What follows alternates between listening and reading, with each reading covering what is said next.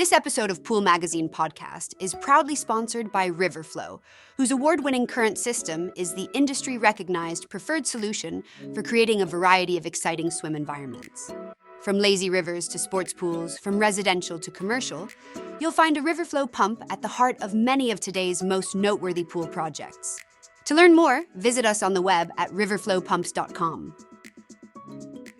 Thanks for joining us on another episode of Pool Magazine Podcast. As always, I'm your host, Joe Trusty, and today we've got special guest Joshua Buzzell, one of the managing partners of Regal Pools, along with Edwin Escobar.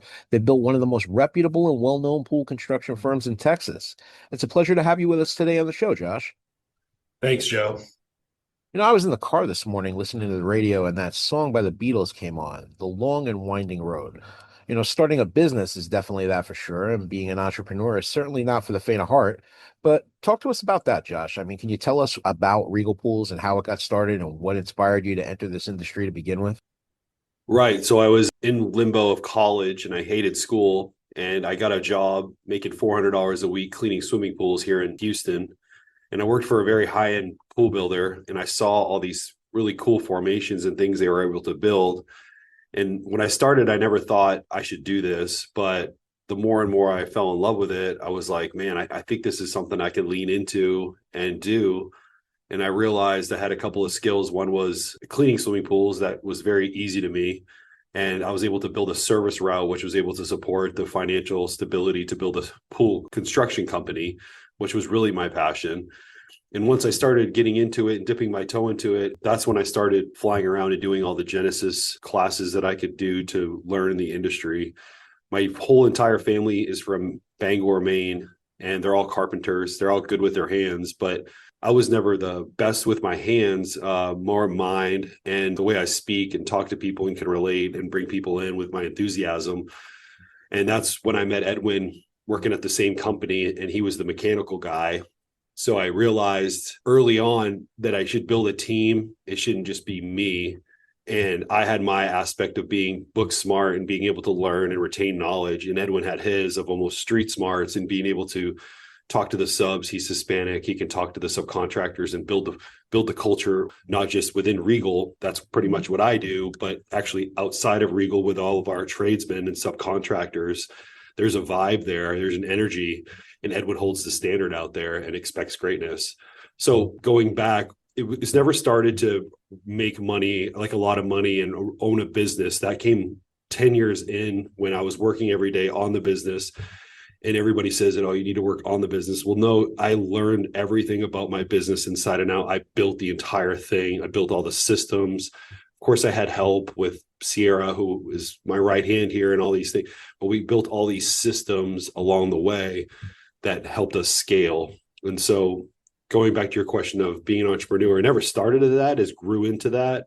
And then I've had to lean into being the best one at that here at the company and abroad throughout my friends and anybody else that I could come against. I'm very competitive in the fact that we built a culture in 15 years, and it took most people 40 in this industry. And a lot of people aren't self-made. They bought their company, or somebody gave it to them, or dad started it kind of thing. And I've just always taken pride in probably having to work twice as hard as everybody else to do it in a quicker amount of time than they were ever able to do it. Sure. I mean, I've heard you tell this story before, Josh. I love your passion about what you do and the origins of how you got from where you were to where you are now. It's remarkable. But as the years progress and we mature through the process of running a business day to day, quite often, so do our initial goals. They say the best entrepreneurs are always setting new goals and updating that vision board, so to speak. I mean, what was your original vision for Regal Pools, and how does that kind of evolved over time? Well, I knew I wanted to build a team because I've always been a team guy. And I had friends that really didn't have any purpose, and I knew I was able to put them into our company and implement that. And then I realized that I was a leader and people looked up to me. And then there became a position or a time where I was like, man, whatever you can produce supports all of these people and all these families. And then that became a burden on me. So I just heavily leaned into reading and learning about leadership and entrepreneurship, and joined a couple of business groups that really helped me. coaching groups and anything I could really, I became obsessed with it, right? I didn't have a life of normalcy where family time was super important and work wasn't at certain times. I never turned my cell phone off. It was always kids, of course, I had kids at this time. I have an 8 and a 13-year-old. So when I was building the business, I would take my daughter. It was still dark out. At 6 a.m., I would drop her off at the sitter. I would go to my office. I would design swimming pools. And then after 8 a.m., I would go build swimming pools. And then after that, I would go to the people's houses and get the contracts for the swimming pools. That's when you had to get a check. So I did that every day for 10 years until my family, like, life changed. My wife was able to pull out of her career, and now she can deal with all that. So the main thing still is the main thing, and that's my business and making sure that all these families are well taken care of. My family's good. I've raised really good kids. My wife is there all the time with them, so she's able to make sure they're growing. And yeah, like, I get weekends and I hang out with them, or my son plays football, anything else my daughter wants to do. But, I've got 40 people here who depend on me in producing these sales and building these teams. So that way everybody's successful, can get bonuses and more money and more incentives every single year. So the bar raises every single year. So your goal has been what, like 20% growth every year? I probably should put a number on it. No, I don't think, like, I've done those growths, but we've grown so much right now. We're $20 million business, call it. We want to build 100 pools. A $200,000 pool average would be our sweet spot. We know where our sweet spot is. We know we don't want to do 150 pools because we make less money doing 150 than we do 100 at a high capacity, right? We're able to really do a really, really good job on 100 pools. It's about finding those perfect customers that are the right fit for you guys, right? Yeah, in a dream world, we deal with assholes all the time. And we have an ability to deal with people, and we realize everybody's different. Their communication styles are different, their expectations are different, and we do really good at setting those, but it's not always achieved. Of course, this is a hard business. A lot of it's just customer service, and people demand. You see the pools we build. These people are not easy. They're not unsuccessful people. They can't go out there and not know what you're doing. They're smart, and then we're working right outside their bedroom windows, and they have an input.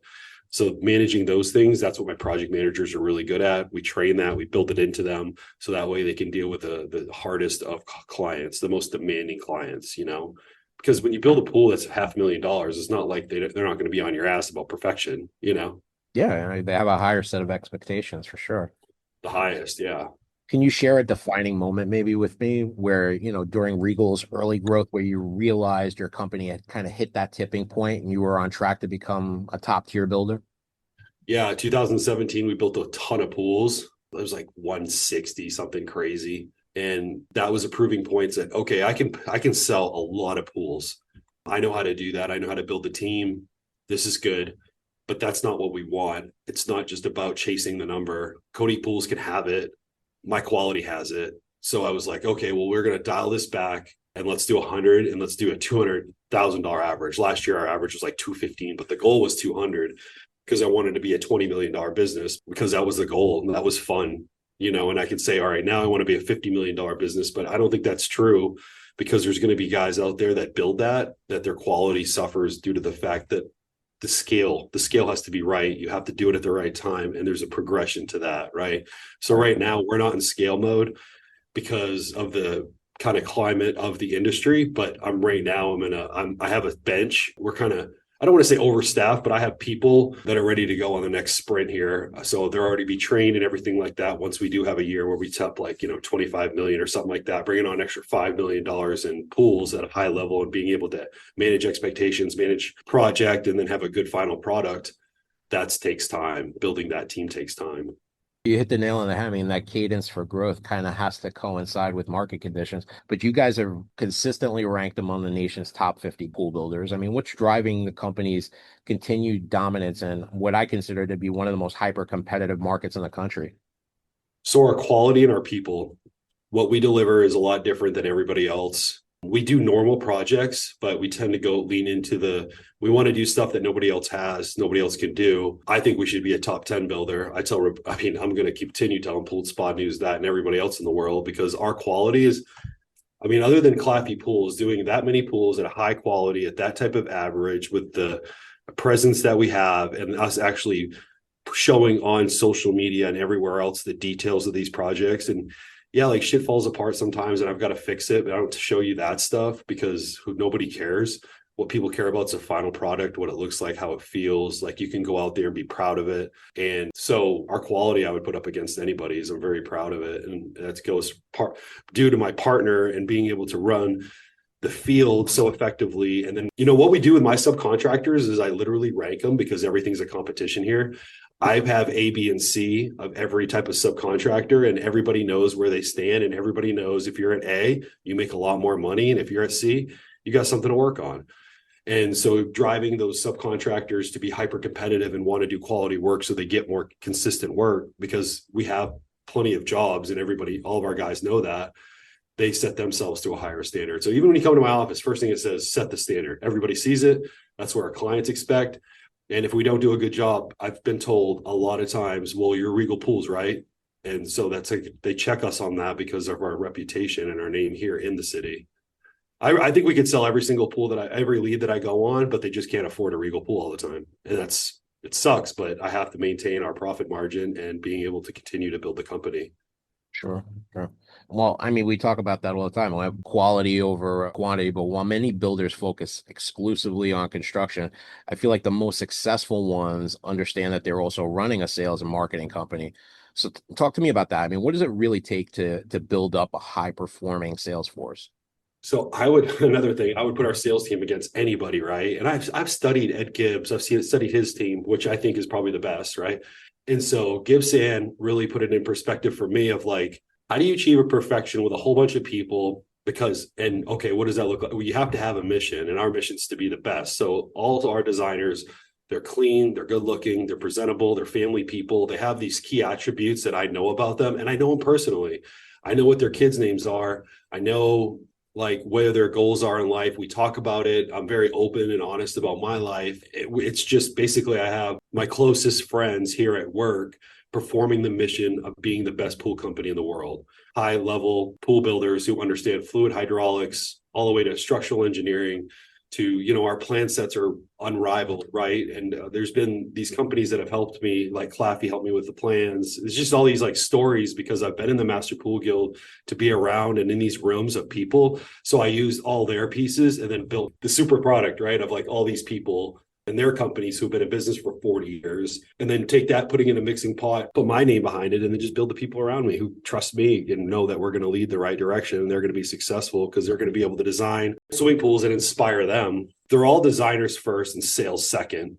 So what we work on is sales. A great book I'd recommend, it's right here on my desk, The Mindset of a Sales Warrior by Jason Forrest. We do a book club with our sales team. We really just kind of talk sales all the time because we are always selling. And it's not like I go up to people and tug on their arm and say, do you want to buy a swimming pool? But when somebody meets me and they see me and they start talking to me, they're always going to say, what do you do? Right? Because that's a conversation everybody has. And as soon as I tell them I build swimming pools, they're like, oh shit, I need a good pool guy.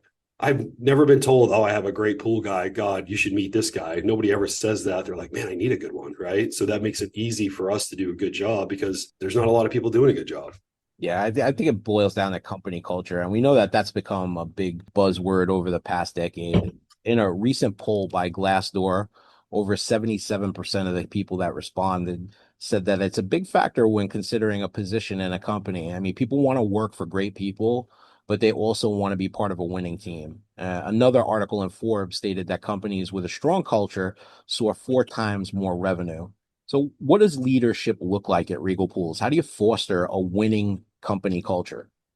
So it starts at me in setting the tone, and that's just not my attitude, but that's me. Everybody here knows that I'm willing to do whatever it takes to win, which means I'm willing to do any job that needs to be done. But I also know the value in stepping away and letting them do their job because they're really already good at it. Because I put a lot of time, we've put a lot of time, effort into training this team around us. Also, as soon as you come to our office, not only does it say set the standard when you walk in, but it also has our core values that we hire, fire on, give raises on. And those are honest, accountable, hardworking, team player, organized, detailed, professional, and hungry for more. So the last one is my favorite because I always want us to have more. And it's not financials always. though a lot of people here do have goals that are financially based, but it's to build a winning team that everybody wants to come and work with at. You know, I don't want anybody here at this company that comes here pissed off because they have to come to work here. I want them knowing that our mission is to win. And what is winning to us? Well, building the highest quality pools, winning awards like our local award show really makes us happy. I bring everybody, and the project managers and the designers go up and get the awards at the Southwest show. Everybody already knows, like, I'm gunning for the Southwest show because that's our local awards show. And that's just fun to win for me. For them, that's my tipping point. But it all starts with me and facilitating the energy. My energy brought in on a bad day is going to really affect the entire company. It trickles down. But if I bring the energy every single day for them, then they're going to get great results because I believe in them and I'm giving belief into them. So my day really is basically pouring into the people because I already have the people, I have the team, we're built. Now it's just getting, I guess I have like a diabolical sense of urgency to make these people into what I see them as, because everybody has a self-image. Everybody struggles with that inner voice of like, I'm not good enough. I'm not sure. I feel bad asking these people for money. And I'm like, well, this is what we do. We create these dreams, achievements in life, and these tokens of a time where these people will always remember when they got their swimming pool built. So we better do a really, really, really good job because they are always going to trust Regal Pools. So that name means more than anything. I always tell people, nobody's above the name. Nobody here. The name people call Regal Pools, they don't call Josh. They're going to call us because they want the best project. They want a great project manager and they want consistent results. And then after support after the fact of the build. So simply, those are the pillars of making us successful. And that's all we talk about. Most of the days, I don't even sit at the desk. I sit at my team's. I don't sit at the desk. I just sit with my team all the time, spend time with the team. That's great. Hey, let me switch gears for a minute. I mean, you currently serve as chairman of the board for the Master Pools Guild. As a respected organization that Pool Magazine is proud to be a member of. I mean, can you share what the guild means to you personally and professionally and how it plays a role in elevating the standards of our industry? Yeah, it's been huge in my life, not just my professional, but I've been able to be around people like Ed Gibbs and just remarkable people, even like Dennis Watt. I have like these great relationships with 20 people there that are undying bonds that'll last forever, right? Maybe more, but really, I'm just guessing 20. And it's different because it's a brotherhood. So there's not one question I can't get answered in the pool world. And I've also been able to take, like I said before, these companies, go to their companies, study their companies, study the people, ask any question I want, and then being able to bring it back here and mix it up in my pot and execute it. So it's almost an unfair advantage that I have. And it's been such a blessing. I mean, it's really built up my self-confidence as well, being in these rooms and these guys actually wanting to hear what I have to say, because when you walk into a room with people who have already been in business and already have financial and professional and personal success, it's strange to be in that room, but me being around these guys and me knowing that, dude, I do know my shit and I probably know more than you and I probably already did it better than you. So I always mess with a couple of them and I say, I want to be your favorite pool builder's favorite pool builder, right? So I want to be the guy that you're like, man, Josh did that cool project, right? And I love that. And then I'm always the first one to say, yeah, it wasn't even me. It was my team that I built, right?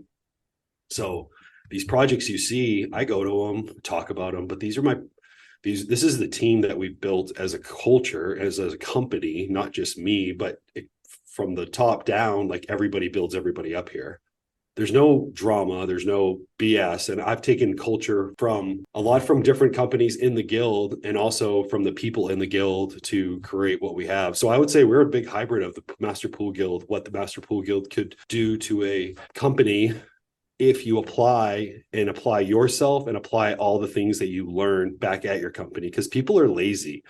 Nobody wants to build a sale. A lot of people are just happy making enough money to get by. They're not really into building a team for people around you. But I've always felt it's my moral obligation, not only to serve as the Master Pool Guild chairman, to help people and to lead the guild into the future, but it's a moral obligation to build people up around you so they're successful too. You've got to fit everybody else inside of your dream, right? My dream was to build the best pool company in the world. And so everybody has to see themselves within that bubble or they'll leave my bubble. Right. And so I'm really big on that and always talking about it and always bring it, it's what I do. Right on, Josh. I mean, as an industry, we've seen a dip kind of in new pool construction over the past few years. I see Regal always going big on social media, always posting something new, but it's not just about consistency. There's also a lot of production value to the content that you're posting. And it's clear that social is a big part of your strategy these days. What other strategies have worked best for Regal Pools when it comes to generating leads and closing those kind of high-end projects? Okay, so if you put yourself online, which I know is uncomfortable, so figure it out. Put yourself out there and talk about what you're doing, because usually what you're talking about, people want to hear about, especially people getting ready to spend money. And it's really impactful when people have actually seen my face or somebody's faces here and we show up at your door or we're here at the office. I hear it all the time. They come in and they're like, "Oh, you're here?" I'm like, "Yeah, I'm here every day, all the time. How are you?" And they feel instantly comfortable, like, okay, this guy's involved in the business. He's not afraid to put himself out there. And there's some value in that. I just was at a pool yesterday. Houston pools, like there's no licensing and regulation. So it's really sometimes a shit show with some of these builders. And they've been sitting with a pool, nicest people, for 3 years. I told them my office 10 times, we don't want to do it, but my office has a heart. There's girls here that really, I listen to them. It's important to listen to women, the right ones. And I went out there and met them, and we're going to save their, it's just crazy that the industry needs to be built up. And I feel like that's another moral obligation that we have at Regal, is to elevate the industry and to make sure that Houston is strong in the pool world, because it often for the past hasn't been. When we talk about some of the awesome projects that you have on your Instagram and your Facebook, always posting something new. Let's talk about some of your latest projects. Walk us through some of those new jobs you're proud to show off. So we didn't just finish it, but we just got photos of a lazy river that was a couple $1 million that we're really proud of. We did it for a basketball player, super cool guy, wanted to build something that was badass. He's worked his whole, he's almost 35, 38. So he's been doing nothing but playing basketball and saving money. So he was building his dream house, and, God lined us up and we were able to build his, which led to a bunch of other projects. But the lazy river is awesome, super challenging, and you really like the challenging ones. Right now we're working on a lazy river. We had to take out 250 dump trucks worth of dirt and then bring 50 dump trucks back of fill and then we have literally full-size road rollers inside of it compacting dirt, and the thing looks like Armageddon. Yeah, I post everything so everybody can look and see it, feel it. I do close-ups. I make sure that people understand it, and I'm just sharing value for our clients. We do really good on Instagram. My wife does she does all the editing, the video. Of course, sometimes we just throw a little something together that didn't take any time. We've even started a podcast. So that's production value that we've invested in. It takes time too, because you've got to clip it, you have to edit it, you have to do all this stuff. But again, I'm not doing that for the world. I'm doing that for Houston and to gain customer familiarity with our business, with clients. It's not just about having a sticker on the side of your truck. It's about building, obviously we were building value so people feel comfortable spending $250,000 with us. I love this one right here. The hardest part of building $1 million pool. This backyard is beautiful. Talk to me about this one. So planning. This thing has $1 million drainage system. It's in the city. It's on 5 acres.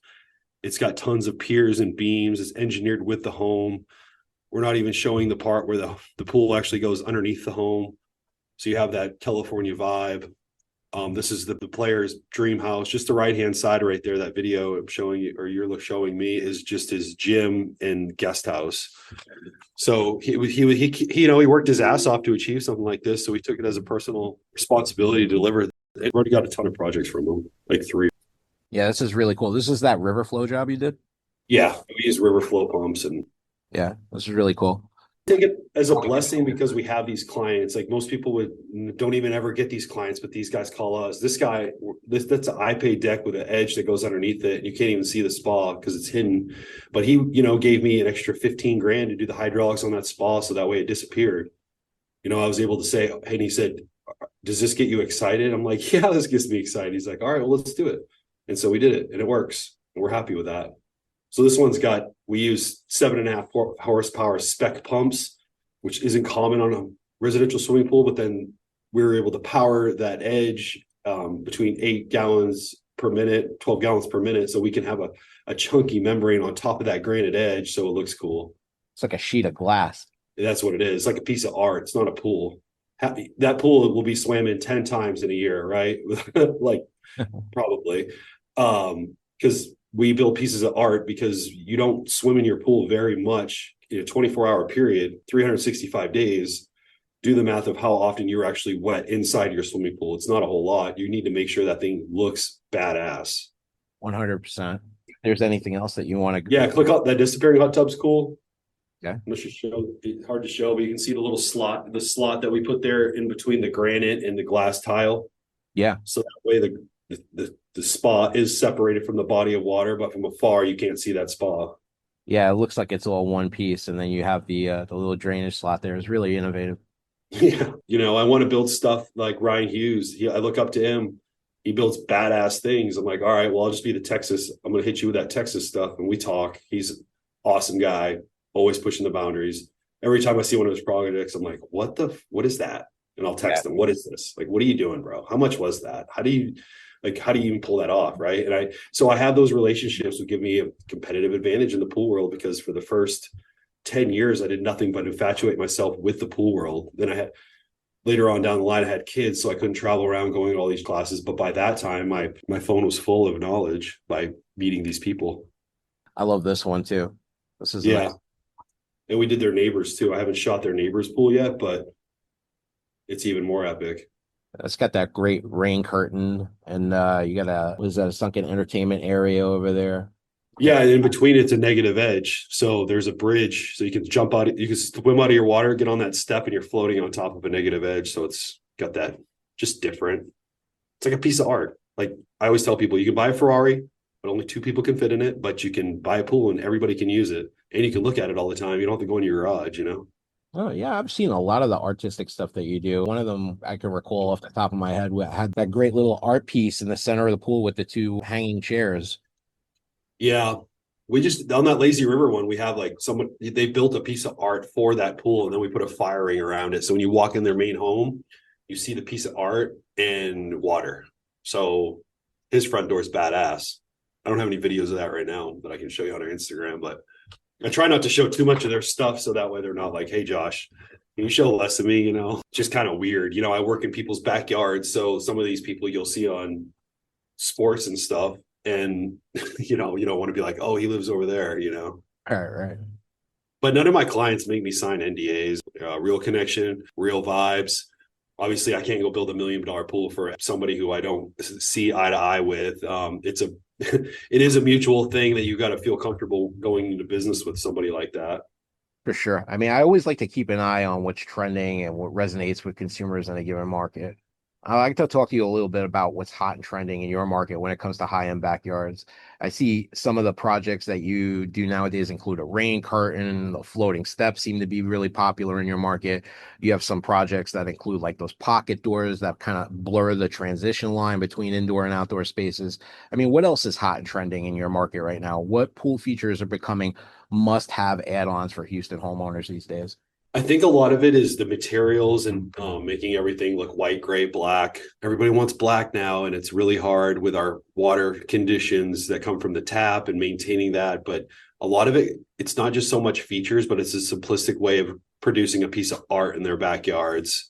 Not just a rectangle with a raised wall, but a 3D wall with different types of materials, so it makes it look like it's a piece of art or a detail that could be inside of your home, carrying the home outside into the swimming pool. That I'm telling you, a lot of people still buy swimming pools that have cool deck and all that other stuff. You can Google Earth some of these amazing homes, and you're like, oh my goodness, that's what you got.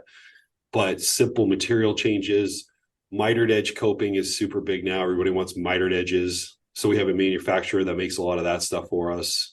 We've had to adapt to a lot to the porcelain trade and getting our guys trained in how to properly cut and install porcelain. But I wouldn't say like a rainmaker or anything like that, because we've already done that. Maybe throughout the country, other people are just getting into that stuff. But I've already done that. I've already messed it up 10 times, rebuilt it 100 times to be successful. That's a lot of what it takes. There's no book on this. We do have relationships, if you have relationships to figure stuff out. But I don't go on YouTube to learn stuff. A lot of it comes from failure and learning and then redoing it, and then fixing and then making it better the next time. Are there other cool features though that are coming out in your market that you want to talk about a little bit? I like lights. I mean, we do a lot of rope lighting now. People want that. We use Haven. Seems to work okay. You also have to have a good installer. You don't want to get it from Amazon like some builders do and stick it up there, and then eventually it just couldn't go out in a month. So we use a lot of track lighting. I think lighting is a big deal all the time. Lighting, materials, and the feeling you get when you go outside. That's what we're trying to hit on, the senses, not so much putting a bunch of stuff on a swimming pool. I know a lot of our pools do have a lot of stuff on them, but that goes without saying. If you want to add something, it's usually for the cosmetic or the sound if you're near a road or something like that. Or if you just want to have a better pool than all your friends. We love doing that too. Awesome. Well, let's do a lightning round. I mean, what's one of the hardest pool projects you've ever had to tackle and why? Probably these rivers, because we have to dig them and then we leave them exposed to the elements, and it rains a lot. And when it rains here in Houston, it's a lot of rain. It's not a sprinkle.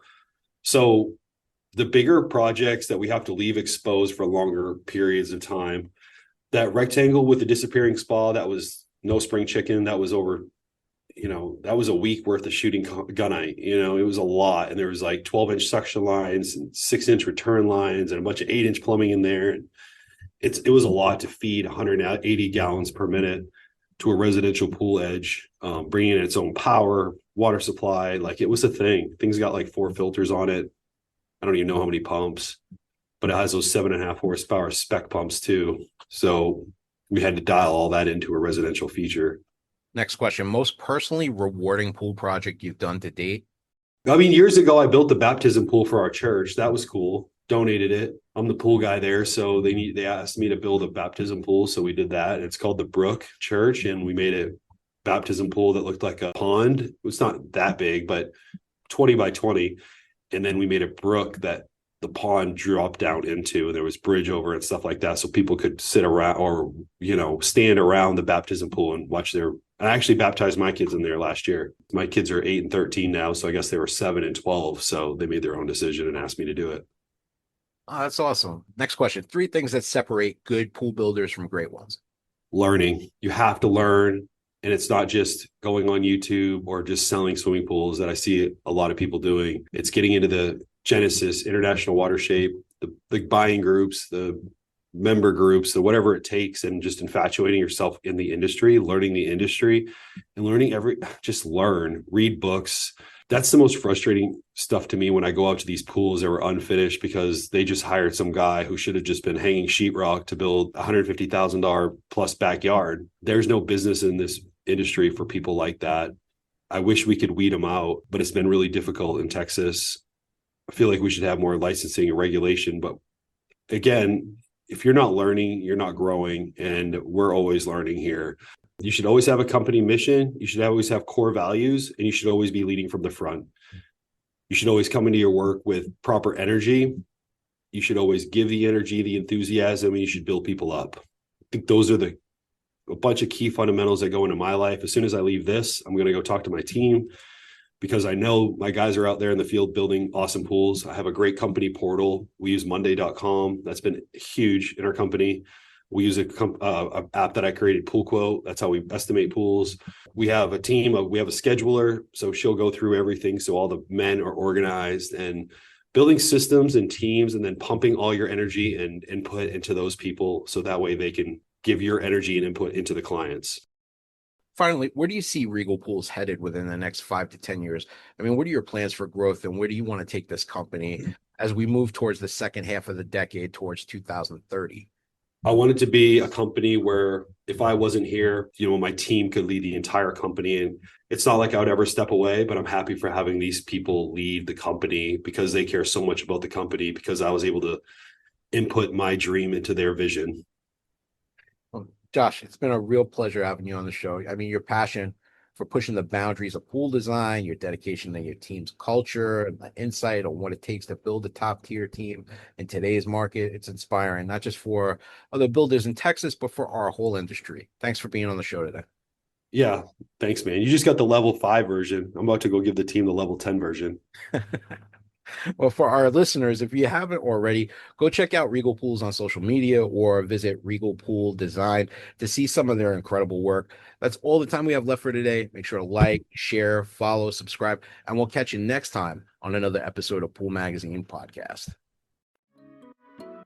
This episode of Pool Magazine podcast is proudly sponsored by Riverflow, whose award-winning current system is the industry-recognized preferred solution for creating a variety of exciting swim environments.